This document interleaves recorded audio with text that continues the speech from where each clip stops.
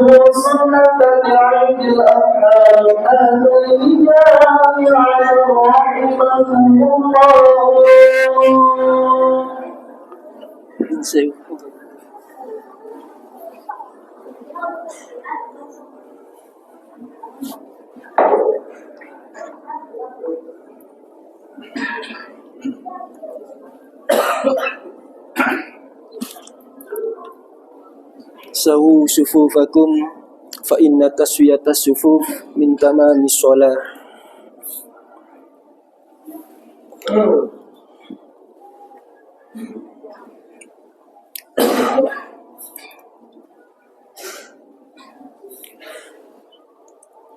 Allahu Akbar.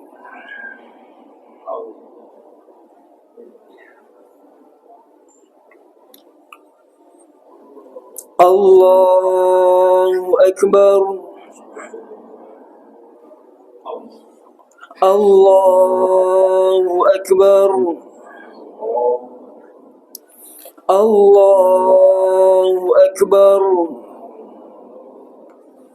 Allahu Akbar. الله أكبر الله أكبر الله أكبر.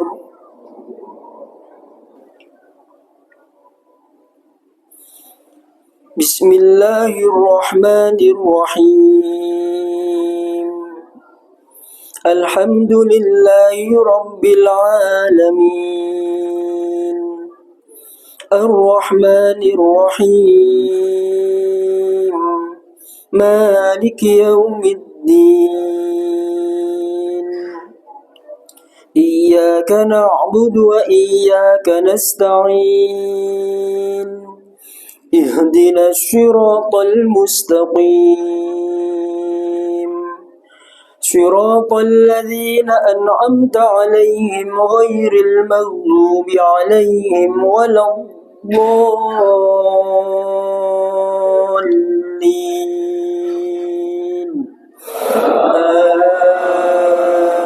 آمين.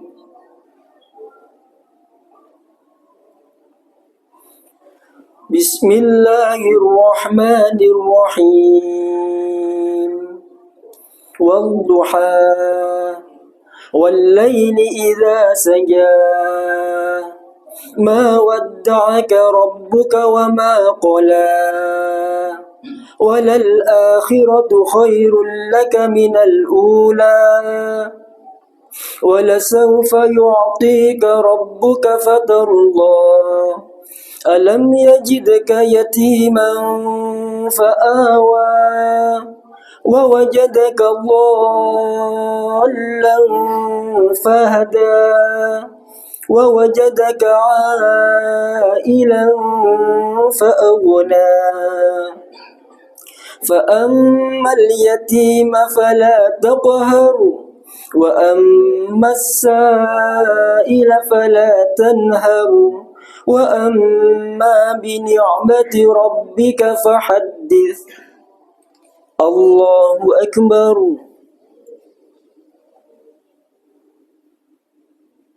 سمع الله لمن حمده.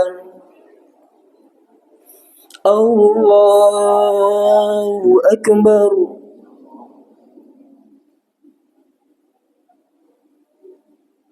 الله أكبر. الله أكبر.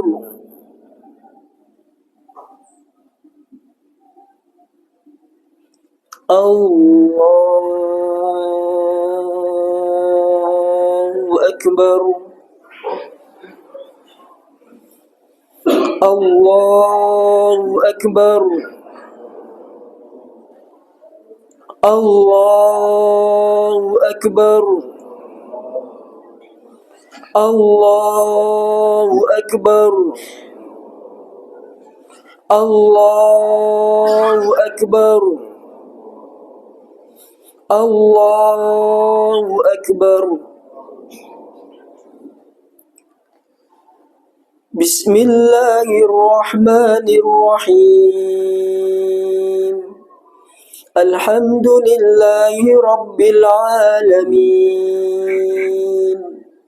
الرحمن الرحيم مالك يوم الدين إياك نعبد وإياك نستعين اهدنا الصراط المستقيم صراط الذين أنعمت عليهم غير المغضوب عليهم ولا الضالين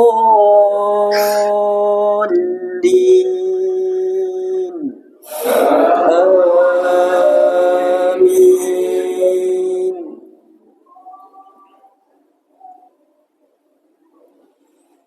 بسم الله الرحمن الرحيم. ألم نشرح لك صدرك ووضعنا عنك وزرك الذي أنقض ظهرك ورفعنا لك ذكرك فإن مع العسر يسرا إن مع العسر يسرا فإذا فرغت فانصب وإلى ربك فارغب الله أكبر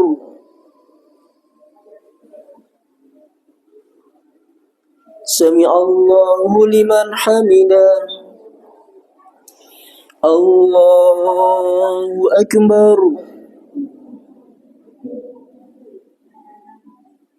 الله أكبر الله أكبر الله أكبر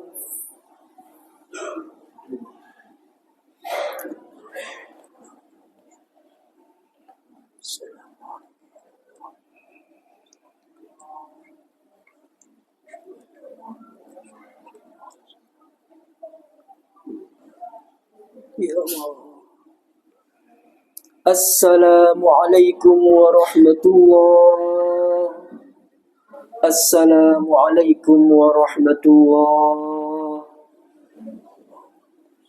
الحمد لله رب العالمين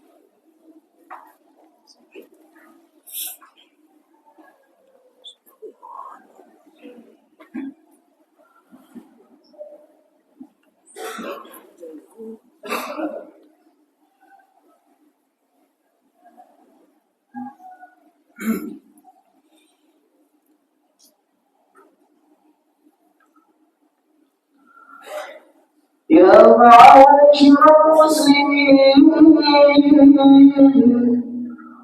وزمرة المؤمنين رحمكم الله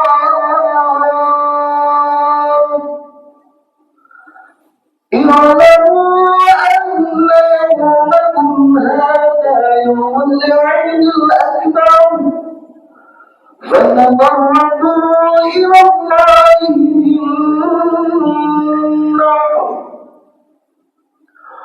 وإذا صعد الخطيب على المنبر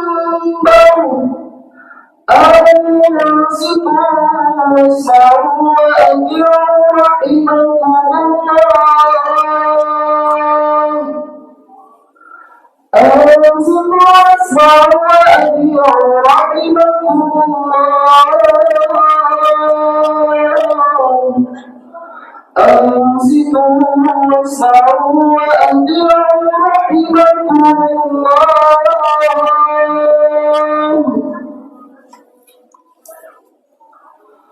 اللهم صل على سيدنا محمد اللهم صل على سيدنا محمد اللهم صل على سيدنا محمد اللهم بارك الإسلام من المسلمين والمسلمات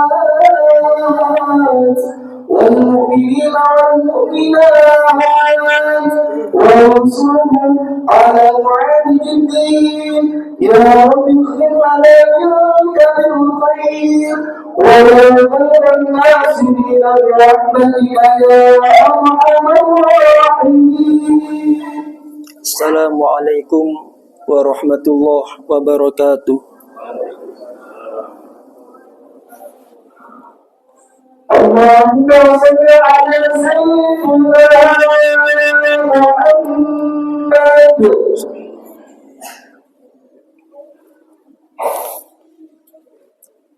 Allahu Akbar Allahu Akbar Allahu Akbar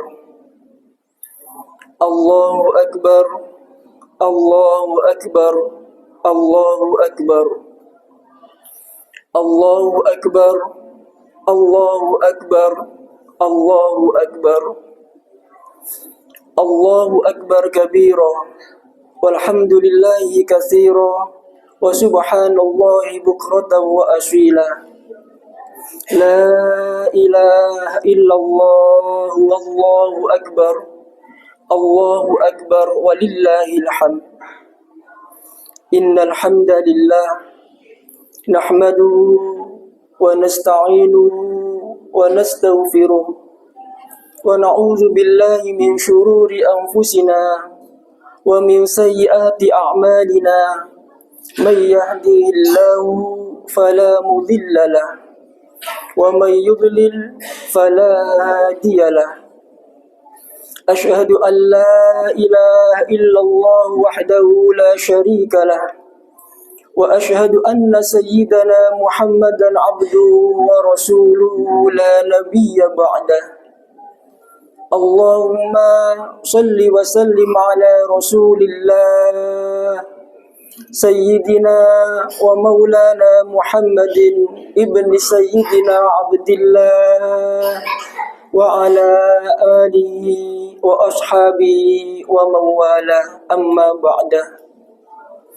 معاشر المسلمين وزمرة المؤمنين رحمكم الله أوصيكم ونفسي بتقوى الله أوصيكم ونفسي بتقوى الله فقد فاز المتقون فقد قال الله تعالى في كتابه الكريم أعوذ بالله من الشيطان الرجيم بسم الله الرحمن الرحيم فاتقوا الله ما استطعتم واسمعوا وأطيعوا وأنفقوا خيرا لأنفسكم ومن يوق شح نفسه فأولئك هم المفلحون الله أكبر الله أكبر الله أكبر ولله الحمد معاشر المسلمين وزمرة المؤمنين رحمكمullah. Pertama-tama dan yang paling utama, marilah kita bersama-sama mengaturkan rasa terima kasih kita yang sedalam-dalamnya atas kehadirat Allah Subhanahu wa Ta'ala. Karena kita semua masih senantiasa mendapatkan rahmat dan hidayahnya, juga kenikmatan yang luar biasa, kenikmatan yang diidam-idamkan oleh seluruh umat manusia di alam dunia, yakni kenikmatan berupa panjang umur dalam keadaan sihah wal afiyah, jasmaniyah wal ruhaniyah. Oleh karena itu, ma'asyiral muslimin, marilah kita sambut karunia Allah Subhanahu wa Ta'ala yang agung ini dengan cara selalu berusaha untuk meningkatkan keimanan serta ketakwaan kita kepada Allah Subhanahu wa Ta'ala, tanpa melupakan kecintaan dan ketakdiman kita kepada junjungan kita Nabi besar Muhammad sallallahu alaihi wa alihi wa sahbihi wasallam, dengan cara memperbanyak membaca sholawat kepada beliau dan dengan cara selalu berusaha untuk menghidup-hidupkan sunnah-sunnah beliau sampai akhir hayat kita.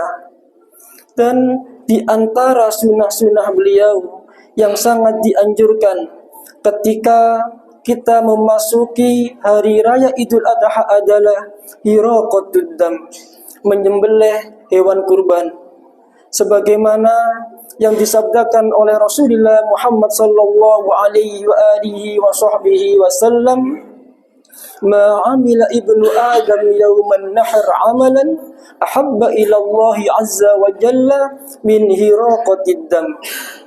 Di antara amal ibadah atau amal kebaikan yang paling dicintai oleh Allah dan yang paling diridhoi oleh Allah Subhanahu wa Ta'ala dan yang paling dibanggakan oleh Rasulullah Muhammad sallallahu alaihi wasallam ketika kita memasuki hari raya Idul Adha adalah hiraqatud dam, menyembelih hewan kurban.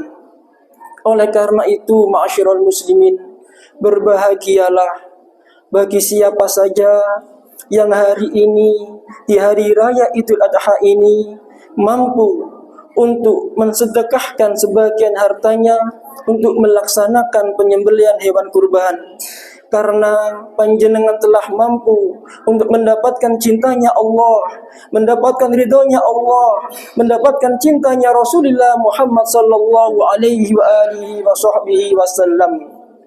Dan yang perlu kita ketahui, ma'asyiral muslimin, di antara hal-hal yang dapat menyempurnakan ibadah korban kita adalah yang pertama, bagi seseorang yang berkorban atau mengkorbankan untuk sebagian keluarganya, maka orang tersebut disunnahkan untuk menyaksikan secara langsung proses penyembelihan hewan kurban, dengan harapan tubuh atau badan kita yang menjadi saksi penyembelihan hewan kurban besok menjadi saksi di hadapan Allah Subhanahu wa taala kalau kita termasuk hamba Allah yang soleh sehingga mau melaksanakan ibadah penyembelihan hewan kurban. Bagi kita yang tidak mampu atau tidak berani untuk melihat langsung proses penyembelihan hewan kurban, maka bisa diwakilkan kepada siapa saja atau bisa melalui HP yang divideokan oleh orang lain sehingga dapat dilihat di rumah masing-masing. Dan yang kedua, ma'asyiral muslimin, ketika proses penyembelihan hewan kurban berlangsung dan darah menetes di atas tanah, maka orang yang berkorban disunahkan untuk membaca inna sholati wa nusuki wa mahyaya wa mamati lillahi rabbil alamin wa bidzalika umirtu wa ana minal muslimin. Dan yang nomor 3 di antara hal-hal yang dapat menyempurnakan penyembelihan hewan kurban kita adalah setelah semua proses penyembelihan selesai, kita dianjurkan oleh Rasulullah Muhammad SAW untuk melaksanakan sholat sunnah 2 rakaat sebagai simbol terima kasih kita kepada Allah Subhanahu wa taala atas limpahan rezeki yang telah diberikan oleh Allah Subhanahu wa taala kepada kita sehingga kita diberikan kemampuan oleh Allah untuk dapat melaksanakan penyembelihan hewan kurban. Dan di dalam surat tersebut di sujud yang terakhir berdoalah kepada Allah Subhanahu wa taala agar hewan yang kita korbankan termasuk amal ibadah yang diterima oleh Allah Subhanahu wa taala. Kemudian berdoalah kepada Allah Subhanahu wa taala, insyaallah doa-doa yang kita panjatkan termasuk doa yang akan dikabulkan oleh Allah Subhanahu wa taala karena panjenengan termasuk orang-orang yang dicintai dan dibanggakan oleh Rasulullah Muhammad sallallahu alaihi wasallam. Ma'asyiral muslimin wa zumratal mu'minin rahimakumullah, dan mohon maaf ma'asyiral muslimin bagi kita yang hari ini masih belum mampu untuk melaksanakan penyembelihan hewan kurban. Janganlah berputus asa akan rahmat Allah Subhanahu wa taala, mengingat betapa agung dan mulianya hari raya Idul Adha, sampai-sampai Rasulullah Muhammad SAW bersabda, di antara doa-doa yang tidak akan pernah ditolak oleh Allah Subhanahu wa taala adalah ketika doa itu dipanjatkan pada waktu hari raya Idul Fitri dan hari raya Idul Adha. Oleh karena itu, marilah di hari yang mulia ini kita memohon kepada Allah Subhanahu wa taala agar senantiasa diluaskan rezekinya oleh Allah Subhanahu wa taala sehingga di tahun-tahun yang akan datang kita diberikan kemampuan oleh Allah Subhanahu wa taala untuk bisa melaksanakan penyembelihan hewan kurban sehingga kita semua mampu menjadi hamba yang dicintai oleh Allah dan umat yang dibanggakan oleh Rasulullah Muhammad SAW.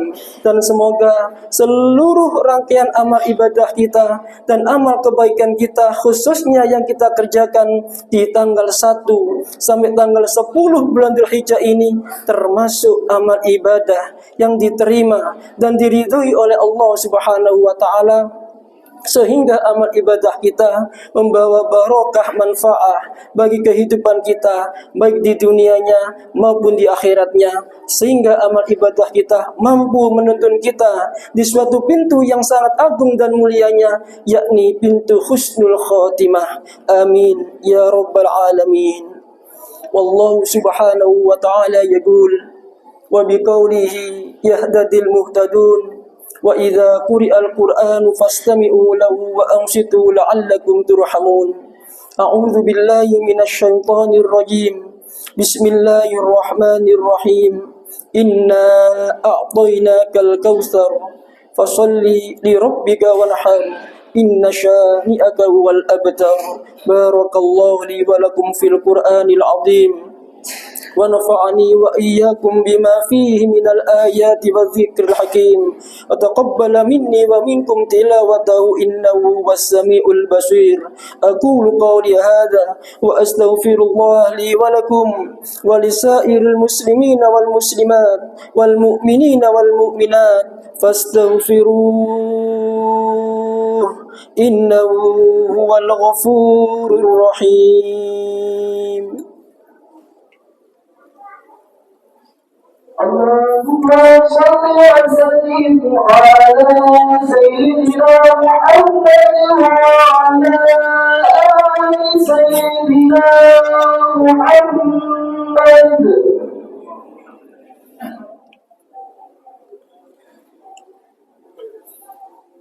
الله أكبر، الله أكبر، الله أكبر، الله أكبر، الله أكبر، الله أكبر، الله أكبر ولله الحمد.